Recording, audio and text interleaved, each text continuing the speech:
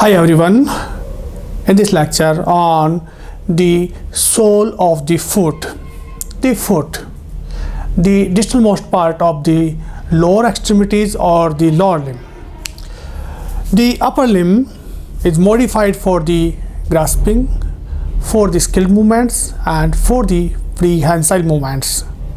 On the other hand, the lower limb, the foot, has to bear the weight of the body, the transmission of the weight of the trunk, the thigh, the leg and the head, neck and brain and the upper extremities.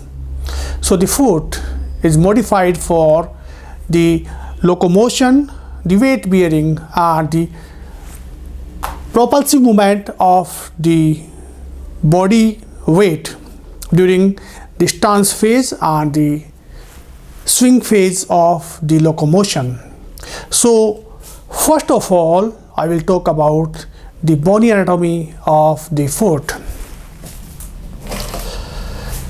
The articulated tarsals, metatarsals and the phalanges of the foot.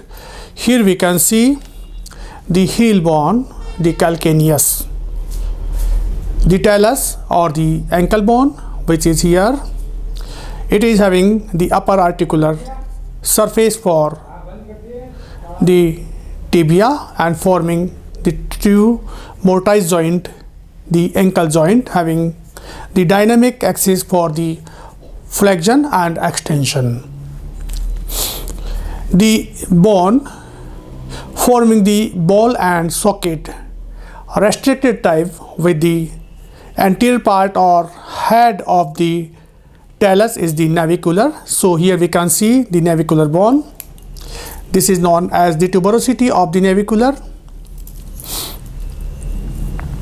This bone anterior to the calcaneus is the cuboid. So here we can see the cuboid bone. Three cuneiform bones, the medial, intermediate and lateral cuneiform bone. There are 5 metatarsals. 1, 2, 3, 4 and the 5th metatarsal bone. And anterior to these metatarsals there is the phalanges. So here we can see close look of the bones. Again, the calcaneus, the talus, the navicular, the cuboid, lateral, intermediate and medial cuneiform bones. The first, the second, third, fourth and fifth metatarsals and the phalanges, which are 2 in the great toe and 3 in remaining all 4 toes. So this is the bony framework of the foot. This is the dorsum of the foot and here we can see the plantar surface of the foot. So in this lecture I will talk about the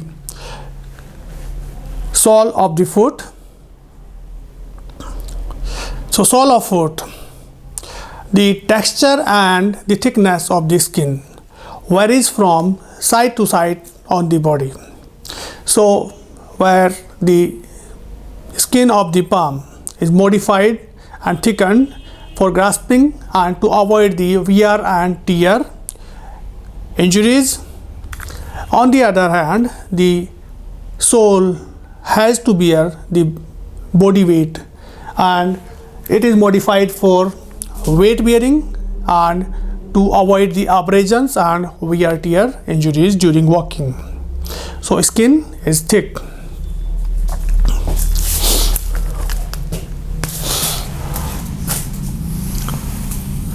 So here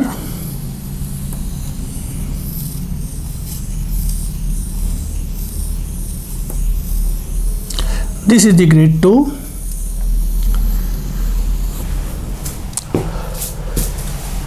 Skin is thickened to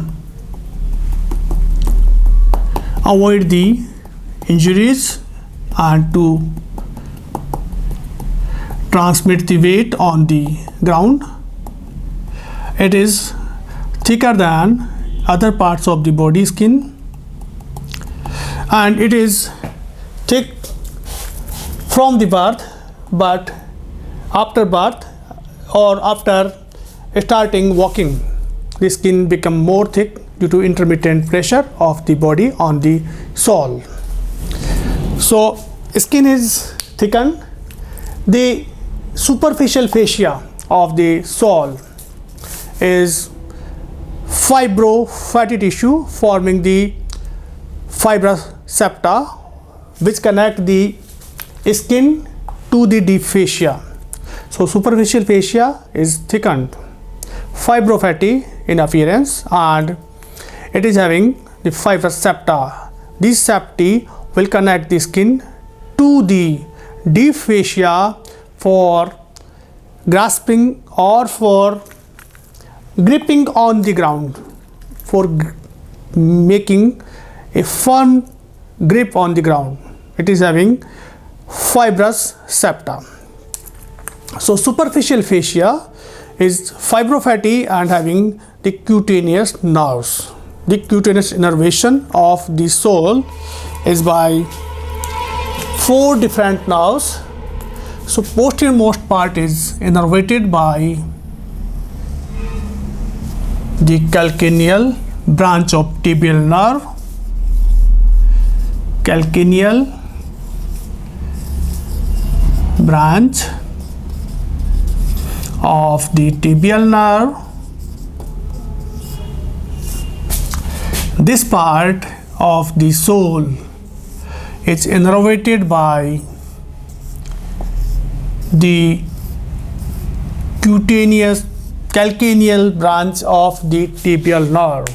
These fibers are having the sense of pain, temperature, touch and pressure, as well as these are having postganglionic sympathetic, which will innervate the vessels, vasomotor, the sweat glands, the pseudomotor, and the piloerector muscles, which are the pilomotor. But the skin is devoid in the sebaceous glands and the hair, so it is lacking in the pilomotor fiber, but it is having numerous sweat glands.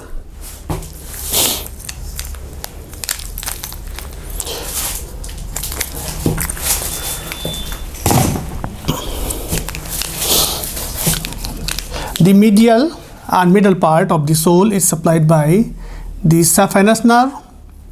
So this is the area of the sole which is innervated by the saphenous nerve.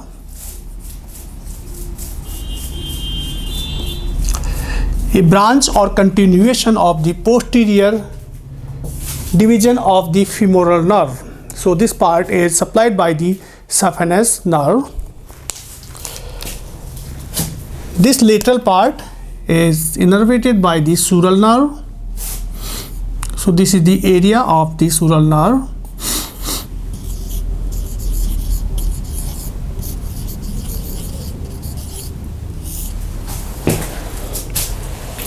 And here we can see this is the area of the lateral plantar nerve.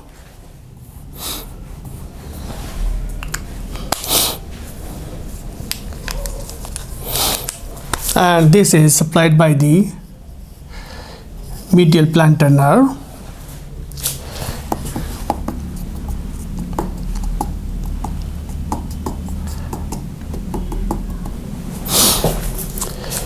So the cutaneous innervation of the sole is through the calcaneal branch of the tibial nerve, the sural nerve, the saphenous nerve, and this lateral part is supplied by the lateral plantar, and this is by the cutaneous nerves of the medial plantar nerve, the branches of the tibial nerve. So this is the cutaneous innervation in the superficial fascia of the sole.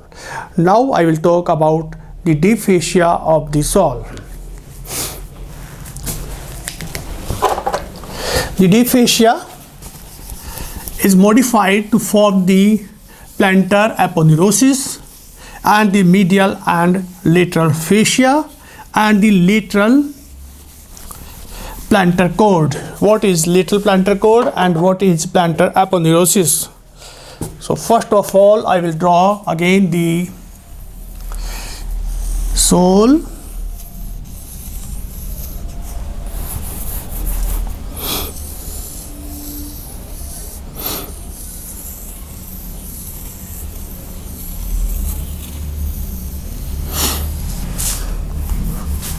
so again this is sole. The deep fascia of the sole is modified or condensed to form the plantar aponeurosis. The collagen fibers are transversely running from posterior to anterior, or I can say the anterior to posterior. So the transversely running fiber having the longitudinal running fibers having transverse fibers. So it is having collagen fibers running parallel longitudinally, and some fibers are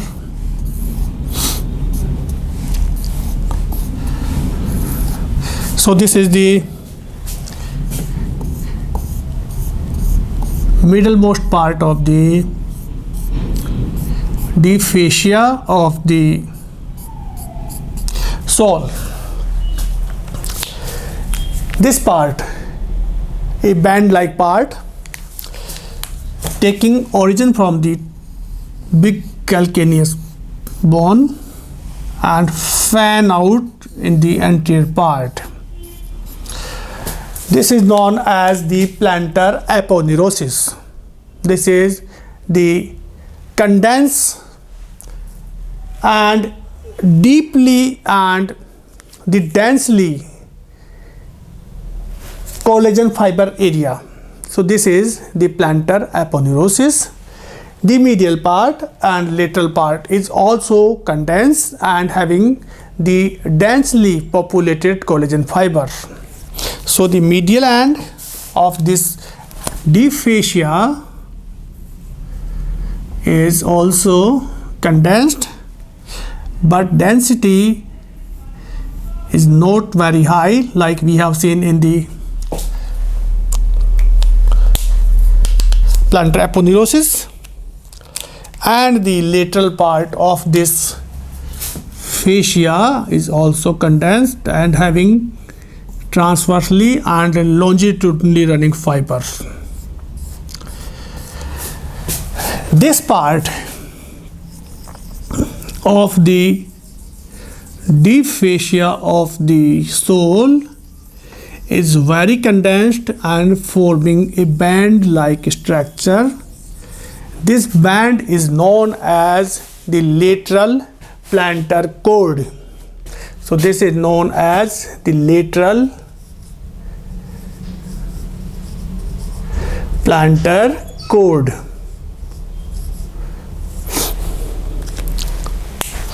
So generally speaking, all three parts are considered as the plantar aponeurosis, but the middlemost part, which is having a band-like structure running from the anteriormost part of the calcaneus and fanning out in the anteriormost part and dividing in 5 slips, is known as plantar aponeurosis. So the distalmost part of the aponeurosis, which is fanning out in anteriormost part,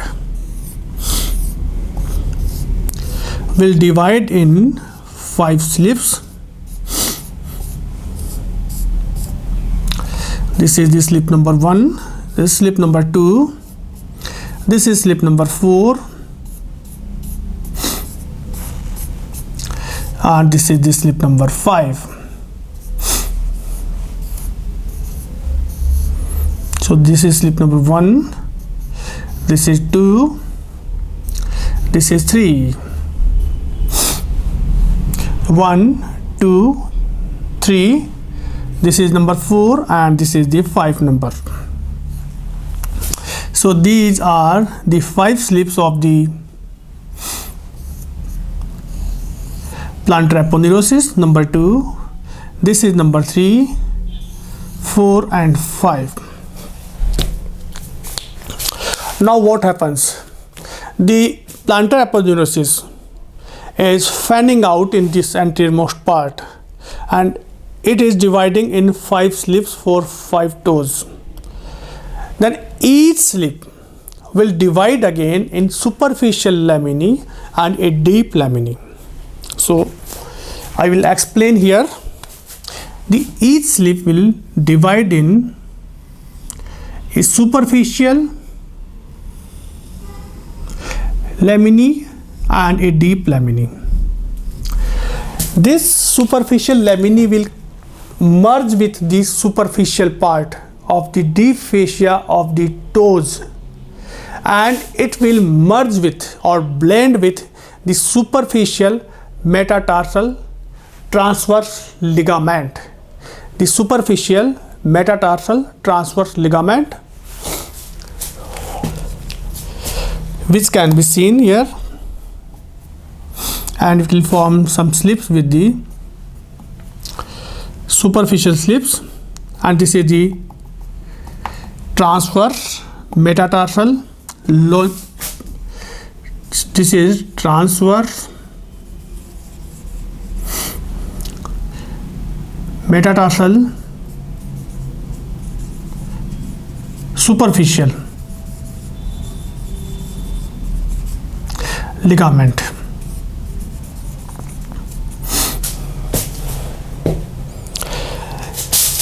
And the deep slip, the deeper one, this is the superficial, and the deeper one will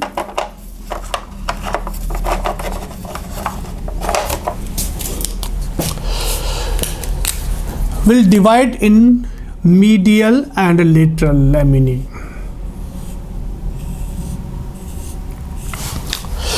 Each slip of the plantar aponeurosis is dividing in a superficial and a deep laminae. The deep laminae will again divide and enclose the fibrous flexure sheath of the toe. So it will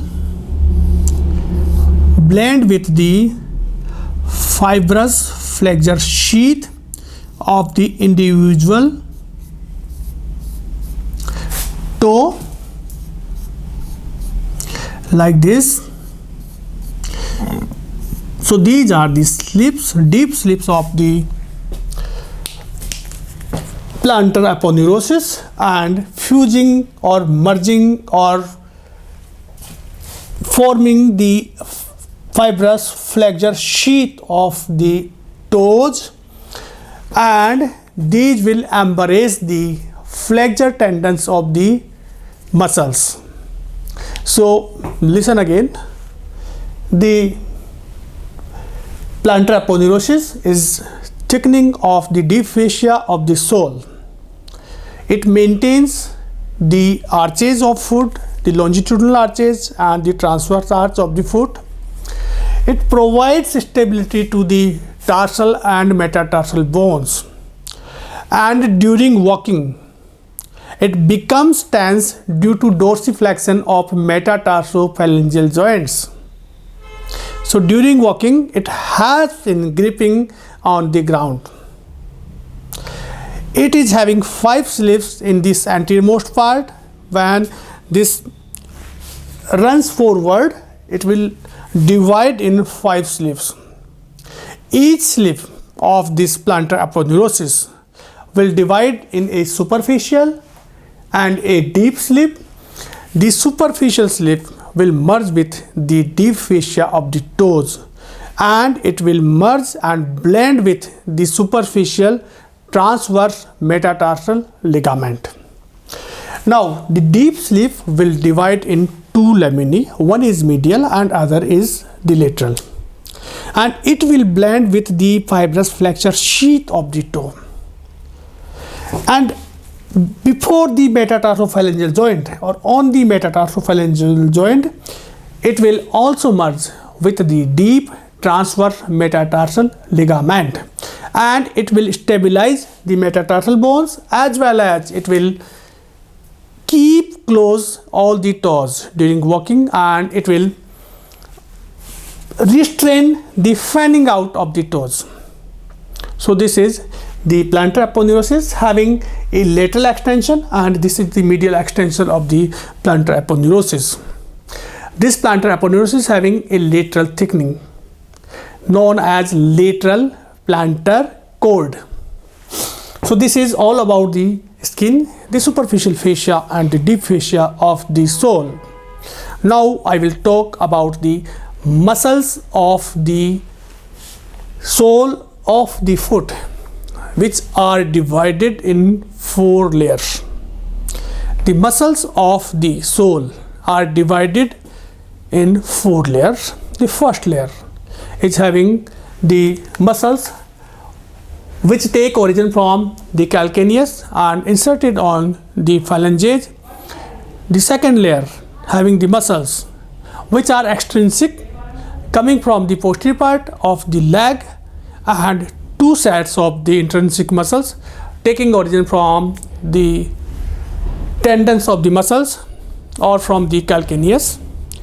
The third layer is having short muscles which are taking origin from the other metatarsals and some small tarsals and inserted on the phalanges. The fourth layer is having 2 tendons of the tibialis posterior and peroneus longus, as well as the interossei muscles. Interossei enter more than 1 ossei bones. So between 2 bones some muscles are taking origin. So there are 4 dorsal and 3 plantar interossei muscles. After this break, I will talk about the muscles of the sole of the foot. Let us have a break.